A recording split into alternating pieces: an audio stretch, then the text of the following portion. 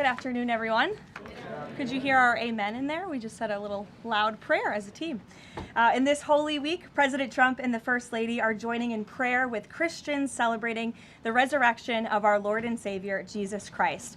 On Wednesday, the President will host an Easter lunch in the East Room with faith leaders across the country to celebrate Holy Week. With respect to the ongoing major combat operations in Iran, Operation Epic Fury is moving ahead successfully and according to plan. With each passing day, the United States military is increasing its advantage over the terrorist Iranian regime. More than 11,000 enemy targets have been struck to date, each strike further crippling the regime's offensive and defensive capabilities and creating more leverage for the United States and our allies. Compared to the start of the operation, Iran's ballistic missile and drone attacks are down by roughly 90%. The United States is also decimating the Iranian regime's navy. We have destroyed more than 150 of their naval vessels so far, including 92% of their largest vessels. The Iranian Navy has no vessels operating in major regional waterways and no ability to project naval power, which is why they've been assessed as combat ineffective. Our military continues to obliterate Iran's defense industrial base, with nearly 70% of their missile, drone, and naval production facilities and shipyards damaged or destroyed thus far, significantly reducing their ability to pose future threats in the region.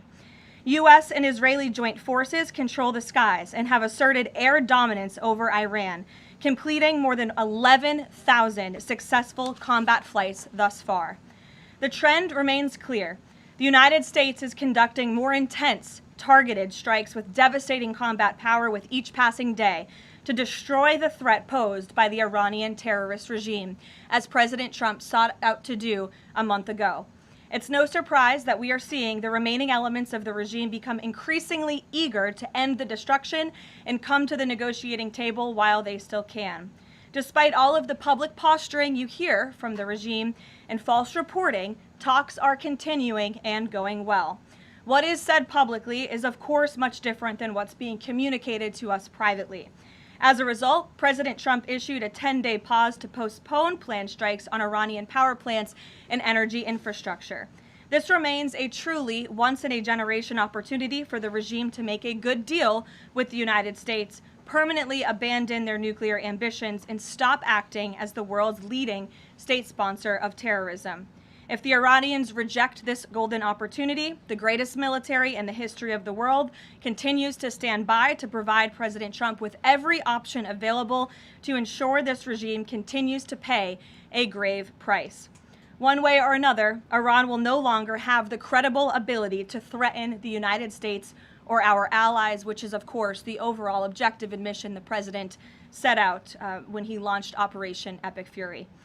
Unfortunately, even as President Trump is working hard every single day to protect the United States from foreign enemies, Democrats on Capitol Hill have failed to do the same here at home by keeping the Department of Homeland Security unfunded.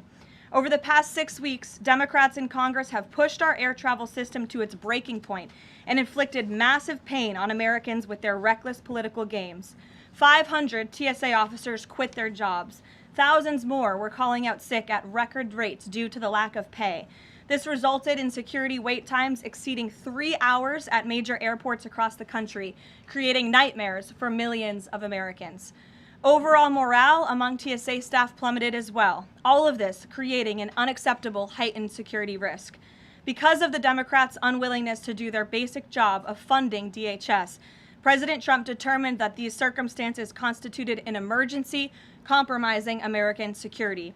That's why last week he accordingly signed a presidential memorandum directing the Secretary of Homeland Security to work with the Director of the Office of Management and Budget here at the White House to use those funds with a reasonable and logical nexus to TSA operations to provide TSA employees with the compensation and benefits that would have accrued to them but for the Democrat-led DHS shutdown. This bold and necessary action by President Trump will ensure our TSA workers receive their hard-earned paychecks.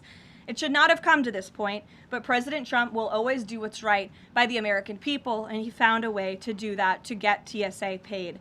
Ensuring that these federal workers who perform critical public safety responsibilities can feed their families, pay their rent, and show up to work is something the president was honored to do. But this moment should be an eye-opening one for the American people. Let's be clear about what is happening. Democrat members of Congress are more than happy to put your safety at risk because they oppose the president's administration and his administration's efforts to enforce our nation's immigration law. Democrats refuse to fund ICE because they want millions and millions of illegal aliens to pour into the country just like they were under the Biden administration. They want murderers and rapists and thugs to remain in your communities rather than be removed by ICE and Border Patrol agents. The Democrats created this mess. They are the reason for long lines at airports and tens of thousands of employees going without pay. Once again, President Trump is cleaning up their mess because he cares more about the American people than destructive, petty, partisan politics. With that, I will take your questions today. Here in our new media seat, we have Wid Lyman. Thank you for being here. And why don't you kick us off? Thank you. Happy Easter. Thank you. You as well. 2 questions for you. Thank you. There are some concerns the administration is starting to change its position on deportations, border enforcement, possibly asylum policies. What would you say to Americans that are somewhat concerned that the shift has happened? Sure. Well, while there has, of course, been a change in leadership at the Department of Homeland Security with former Senator, now Secretary Mullen, joining the president's cabinet, I can assure the American people there has not been a change in policy. It has always been the policy of this president and this administration to deport the worst of the worst illegal alien criminals from our communities. That's something I know Secretary Mullen remains wholeheartedly committed to doing. And it's something that is overwhelmingly popular with the American people. And it's something that is necessary to protect our homeland and to prevent deaths of Americans in our country. Just last week, Sheridan Gorman, a young woman in Chicago, was shot and killed on the street walking with her friends outside of her university by an illegal alien from Venezuela who had no right to be here in the first place. And it's despicable that Democrats are currently defunding the department that's responsible for removing illegal aliens like that. And I would also add it's despicable that the lack of coverage of this young woman's case, of her life, and the way that it was tragically cut short. I saw a survey over the weekend that I'd like to bring to all of your attention. This is the media coverage of the case of Sheridan Gorman. You have ABC News has spent 1 minute and 19 seconds between 2 days when this case was first alerted. You have CBS 2 minutes and 1 second. You have NBC 23 seconds spent on the life of a young, beautiful American woman whose life was taken short by an illegal alien who should have never been here in the first place, when we are in the middle of a battle on Capitol Hill with a major political party, the Democrat Party, who wants to defund the agency that is responsible for protecting Americans. I think her life was worth more than 23 seconds on cable television, and I think the people in this room have a responsibility to report on cases like this because it just exemplifies why the president believes so strongly in deporting illegal aliens from our communities. And thank you for the question. Dasha, go ahead. Caroline, I have 2 questions, one on Iran and one on DHS funding. On Iran, the president has said that the administration is talking to a new and more reasonable regime. How confident are you that they are legitimate and have enough grip on power? Marco Rubio said earlier that he's not sure and it's not clear whether they will be in power. So are you also talking to other factions? As a president is trying to make a deal, how do you ensure that you're making a deal with the people who can actually implement it? Well, that's part of the ongoing process that's taking place and the ongoing negotiations. Of course, anything that they say to us privately will be tested, and we will ensure that they are being held accountable to their word. And if they are not, the president has laid out the military consequences that the Iranian regime will see if they don't hold true to the words that we are hearing privately behind the scenes. When the president says more reasonable, again, these folks are appearing more reasonable behind the scenes privately in these conversations than perhaps some of the previous leaders who are now no longer on planet Earth because they lied to the United States and they strung us along in negotiations, and that was unacceptable to the president, which is why many of the previous leaders were killed. So again, this is another historic opportunity for Iran to do the right thing, to rid themselves of their nuclear ambitions and to come to a deal with this president and the administration. Or again, they will see the grave consequences of the United States Armed Forces, which they are continuing to see every day throughout this operation. On DHS, how long can the administration keep paying TSA without action from Congress? And not to be hyperbolic, but given the the airports were really the pain point that was pushing both sides to talk to each other.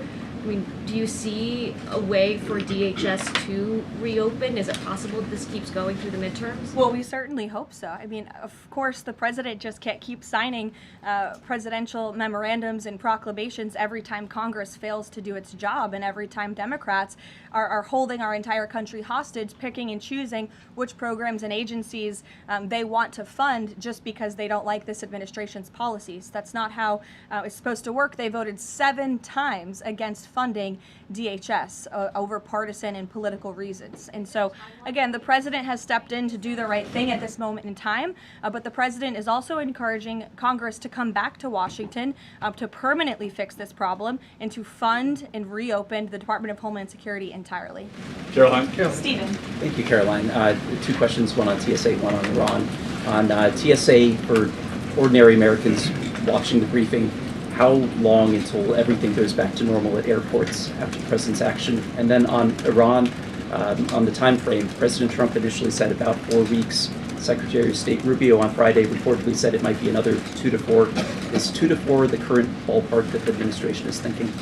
With respect to the timeline, again, the President, Commander-in-Chief, the Pentagon has always stated 4 to 6 weeks estimated timeline for Operation Epic Fury. We're on day 30 today, so again, you do the math on how much longer the Pentagon needs to fully achieve the objectives of Operation Epic Fury, which I will reiterate: destroy the Iranian Navy, destroy their ballistic missiles, dismantle their missile and drone production infrastructure, significantly weaken their proxies throughout the course of this operation, and then, of course, preventing Iran from ever obtaining a nuclear weapon. To your first question, Stephen, about TSA and airports, nothing will be truly normal again until Democrats do the right thing to fund this agency fully. Again, the president has stepped in the meantime to do what's right to end this crisis that we've had at air travel and at airports across the country in the meantime. But again, Congress needs to come back. Democrats need to fund the Department of Homeland Security so we can formally and fully get these great employees paid long into the future. Caroline. Jonathan? Thanks a lot, Caroline. 2 questions regarding the financial costs of the war. Back during the Persian Gulf War, 1990, 1991, Arab countries paid for the vast majority of the cost of the war. Kuwait, Saudi Arabia, the UAE. Who's paying for the cost of this war? Will those Arab countries step up to do just that? Well, I think it's something the president would be quite interested in calling them to do. I won't get ahead of him on that, but certainly it's an idea that I know that he has, and something that I think you'll hear more from him on. And then secondly, the cost of diesel is averaging at $5.38 a gallon right now.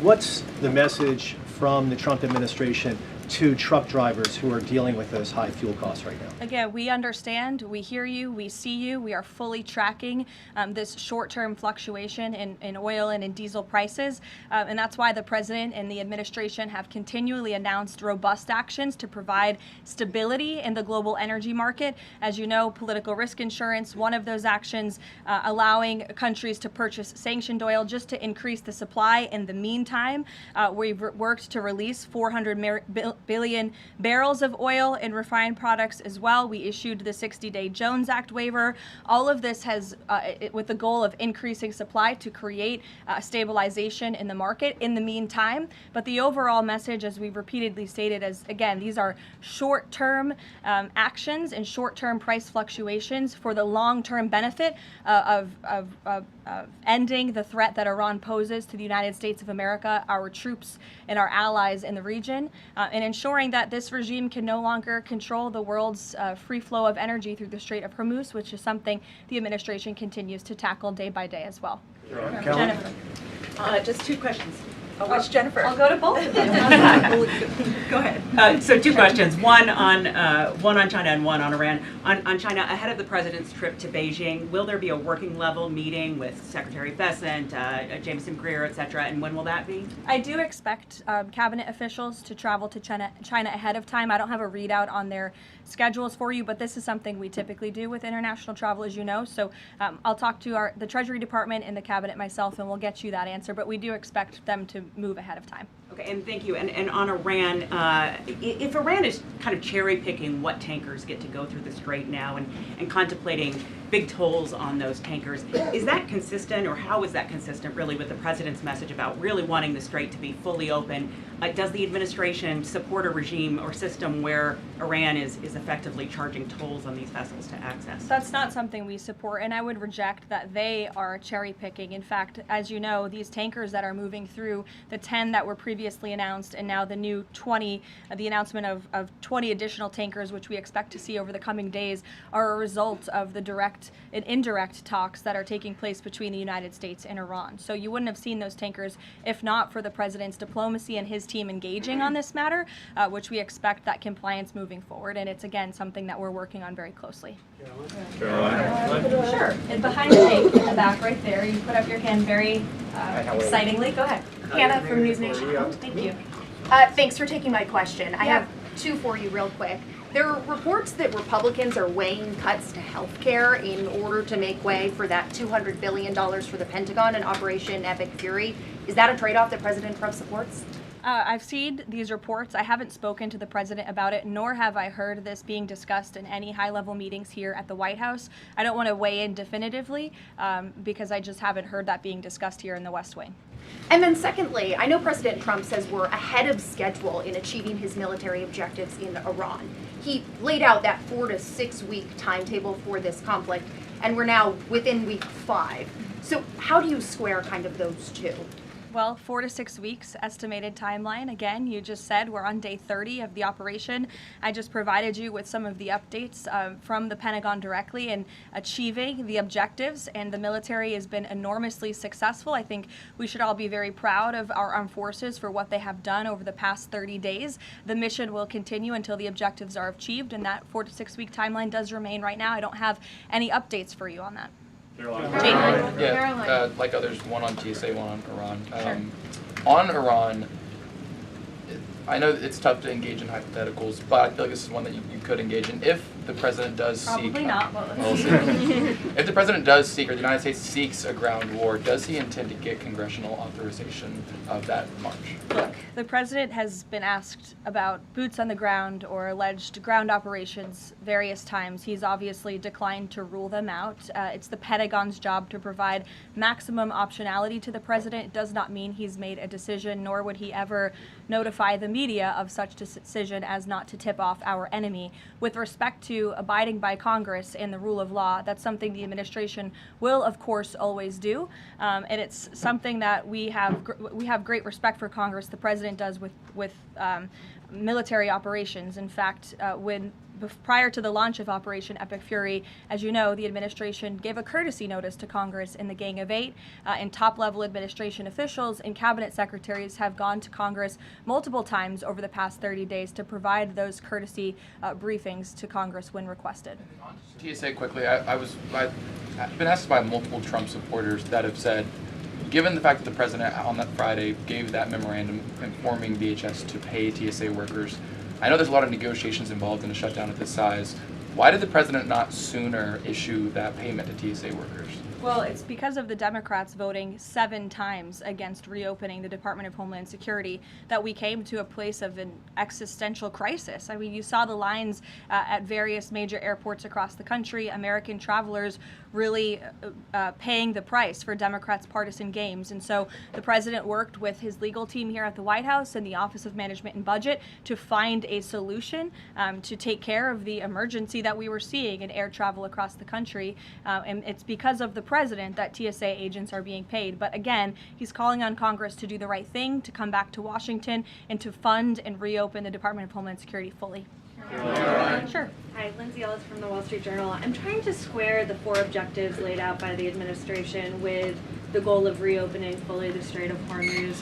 Would President Trump declare victory and wind down military operations if the 4 objectives are met, but still passage remains quite slow through the strait? Look, as I've said repeatedly and as the president has laid out, the objectives of Operation Epic Fury are as follows: destroying the Iranian Navy, destroying their ballistic missiles, dismantling their defense industrial infrastructure that produces those weapons that have long threatened the United States and our allies, and then, of course, preventing Iran from ever obtaining a nuclear weapon. The full reopening of the Strait is something the administration is working towards, but the core objectives of the operation have been clearly defined for the American people by the Commander-in-Chief. Garrett. The president posted this morning about his threat that on leaving Iran, he said we might be blowing up and completely obliterating all of their electric generating plants, oil wells, Harg Island, and possibly all desalinization plants. Under international law, striking civilian infrastructure like that is generally prohibited. Why is the president threatening what would amount to potentially a war crime with the U.S. military? And how do you square that with the administration repeatedly saying that the U.S. does not target civilians? Look, the president has made it quite clear to the Iranian regime at this moment in time, as evidenced by the statement that you just read, that their best move is to make a deal, or else the United States Armed Forces has capabilities beyond their wildest imagination, and the president is not afraid to use them. That's not what I said, Garrett. And you're saying the word potential for a reason, because I'm sure some experts are telling you that in your ear to try to ask me that question. Of course, this administration and the United States Armed Forces will always act within the confines of the law. But with respect to achieving the full objectives of Operation Epic Fury, President Trump is going to move forward unabated, and he expects the Iranian regime to make a deal with the administration. To that end, which of those objectives would destroying a desalinization plant most help? Haley, go ahead. Thanks, Caroline. I want to follow up on Iran. When you're describing that the Iranians you're in contact with are being more reasonable this time around in discussions, what specifically are you hearing that is leading you to that conclusion, and how are you defining what's reasonable versus unreasonable in that regard? I'm not going to detail the private and sensitive conversations that are taking place between the United States and Iran right now. But generally speaking. Generally speaking, the president gave you the answer. What we're hearing from them is more reasonable. They have agreed to some of the points the United States laid out, as the president said last night aboard Air Force One. But again, as for the specifics, as these negotiations are ongoing, we're not going to broadcast them to the world unless the president chooses to do so, which he has the full right to do as the leader of the free world. Caroline. On Cuba, the president threatened to tariff any country that would send oil to Cuba, but now the U.S. is letting this Russian tanker to Cuba. Is this a policy change, or is he willing to let more tankers into Cuba now? This is not a policy change. There has not been a formal change in sanction policy. As the president said last night, we allowed this ship to reach Cuba in order to provide humanitarian needs to the Cuban people. These decisions are being made on a case-by-case basis. And as the administration has said, Cuba's non-functional economy cannot be fixed unless they undergo dramatic political and leadership change. But there has been no formal change with respect to sanction policy. So you could expect more tankers to go to Cuba? Again, these decisions are being made on a case-by-case basis right now. Thanks, Caroline. You addressed this a little bit in the opening, but just to follow up, because Americans are sort of seeing these conflicting messages between the United States and Iran. I know the president insists that negotiations are underway. As you just mentioned, he's also said that Iran has agreed to most of the 15 points. We just heard from Iran again. They're saying no negotiations are taking place. They're calling the proposal excessive, unrealistic. So how do you square that? How do you explain that discrepancy between the two? I think the American people are smart enough not to take the word of a terrorist regime that has chanted death to America for 47 years at their word. And I hope the journalists in this room are wise enough not to take an Iranian regime that has repeatedly lied about our country, about our values, about everyone in this room, frankly, for nearly 5 decades. So I think the American public are smart enough to understand that. And just to follow up on the objectives, you laid them out, but I know the president has set a deadline for April 6th in just 1 week. What does the president need to see to not move forward with those strikes by April 6th? Well, I think he said it in his Truth Social post this morning. He wants to see a deal over the next 10 days. That timeline is waning, several days left, and we'll see. I won't get ahead of it. We'll see what happens in the end of the 10-day period. Caroline, thank you. One on Iran, one on the shutdown. The president continues to say the U.S. is in conversations with a more reasonable regime, but there are now hundreds of U.S. Special Operations Forces, including Navy SEALs and Army Rangers in the Middle East, as well as thousands of other troops already deployed. So is he trying to end or intensify the conflict? The president is focused on achieving the objectives of Operation Epic Fury.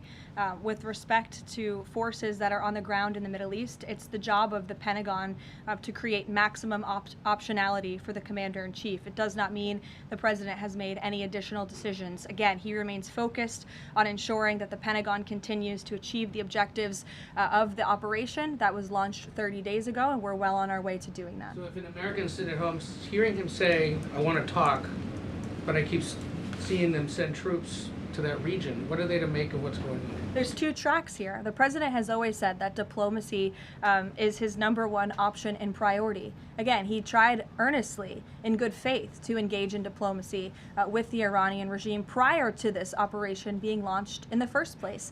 He wanted to strike a deal, and he sent his top negotiators to do so. They spent extensive amount of time and effort trying to strike a deal, and unfortunately, the previous regime, again, many of those leaders no longer with us here on Earth because they faced the consequences of the United States military. So if there's ever a chance for a deal, again, the president is open to listening, but it does not deter him from focusing on the military objectives that he set out 30 days ago and that our military is continuing to achieve day by day. On the shutdown, he signed the national emergency order last Thursday, making sure TSA officers will be paid. There's still other civilian DHS employees, however, who are not being paid. Yes. Will he sign something similar to ensure they also get paid? Look, the president will always look into ways that we can make sure that the American people are being taken care of and doing what's right by the American people.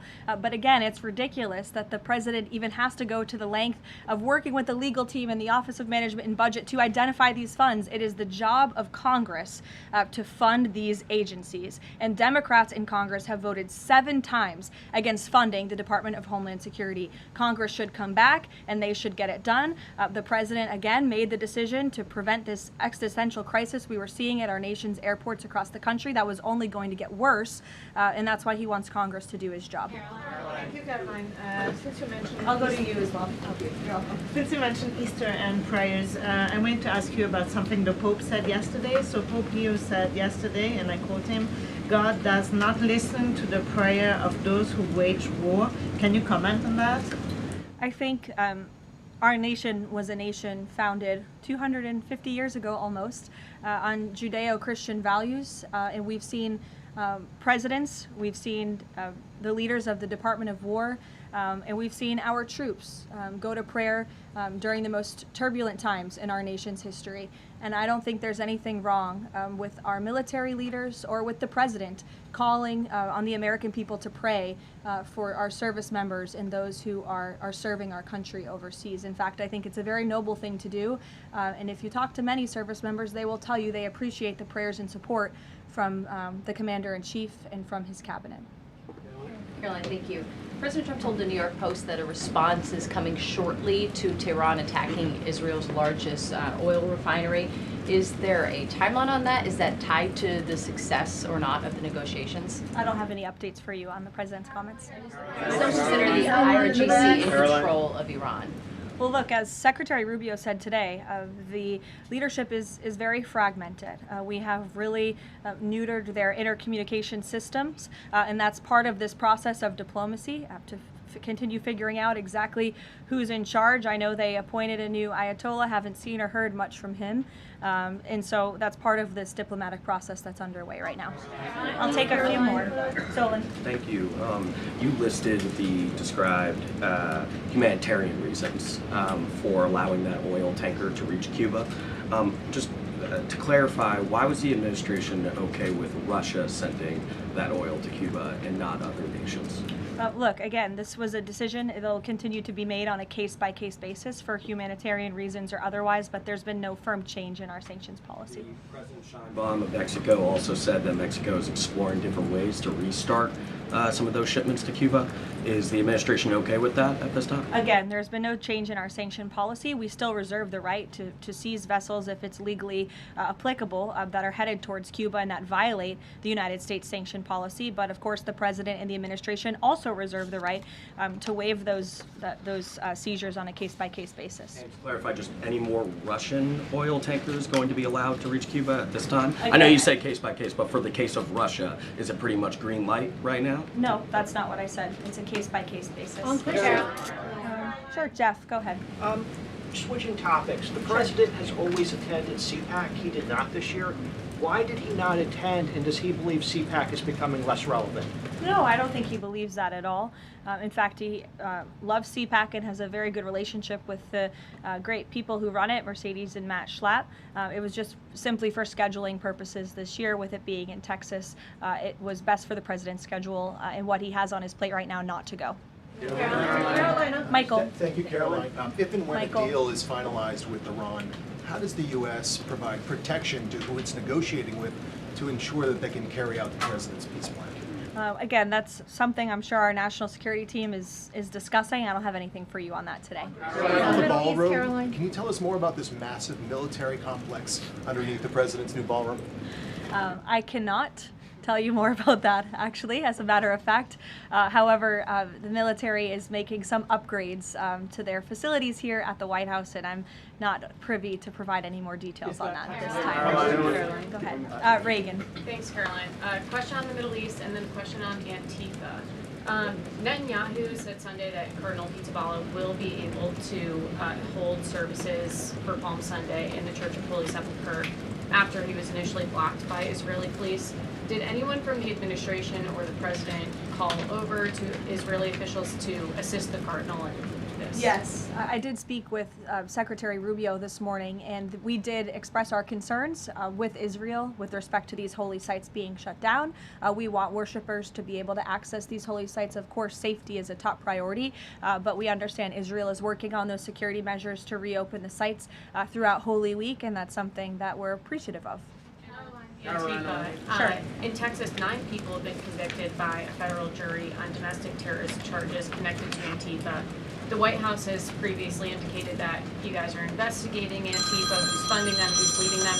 Can you provide an update on how that investigation is going, and do you think we're going to see more charges against people connected to Antifa? Well, I do know that there was an entire task force that was set up, an interagency task force, to focus on the threat of Antifa, which, as you know, Reagan, this president declared a domestic terrorist organization, rightfully, and we will continue to look into it. I don't have any updates on those specific investigations, but I'd be happy to have my team get those over to you today, as this continues to be of the utmost importance to the president and his domestic policy agenda. Caroline, JJ.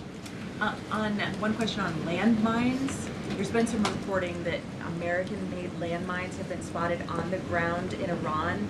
Did President Trump sign off on using U.S.-made landmines in Iran? I don't have any comment on that report today. Caroline, whether they're being used at all? I don't have any comment on that. Karen. On DHS, you said that the president is encouraging Congress to come back to D.C. You also said yourself. How has he done that? Has he told leadership that they should cancel recess and come back? He said it repeatedly. I think you recall. He said that he'll host a big Easter dinner here at the White House if Congress will come back and fight the Democrats on this issue, which we should do, because, again, the Democrat Party is in the wrong here. They have voted 7 times against funding the Department of Homeland Security, which is completely egregious with everything we have going on in the world. And these brave men and women who serve DHS deserve to get their paychecks. The president wants to see that happen, and he wants Congress to come back to get it done. On the paychecks, Caroline.